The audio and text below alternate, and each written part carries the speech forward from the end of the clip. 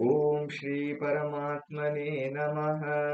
अथ तृतीयोऽध्यायः कर्मयोगः।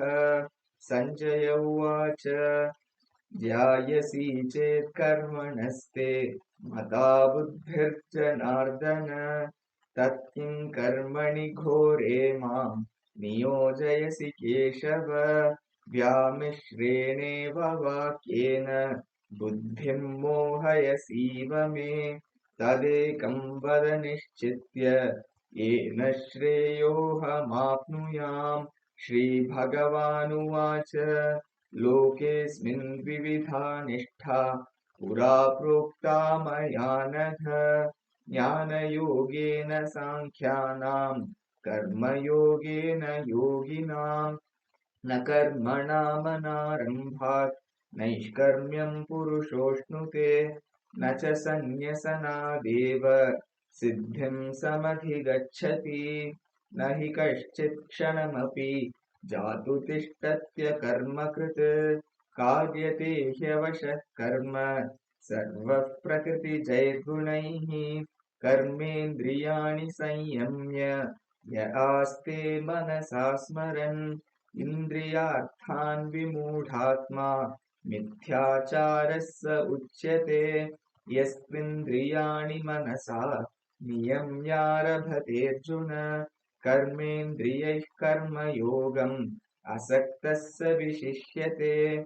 नियतं कुरु कर्म त्वं कर्म ज्यायो ह्यकर्मणः शरीरयात्रापि च ते न प्रसिद्धेद कर्मणः। यज्ञार्थात् कर्मणोऽन्यत्र लोकोऽयं कर्म बन्धनः। तदर्थं कर्म कौन्तेय मुक्तसङ्गः समाचर। सह यज्ञाः प्रजाः सृष्ट्वा पुरोवाच प्रजापतिः अनेन प्रसविष्यध्वम् एषवोऽस्त्विष्टकामधुक्। देवान् भावयतानेन ते देवा भावयन्तु वः। परस्परं भावयन्तः श्रेयः परमवाप्स्यथ। इष्टान् भोगान् हि वो देवाः दास्यन्ते यज्ञभाविताः तैर्दत्तानप्रदायैभ्यः यो भुङ्क्तेस्तेन एव सः।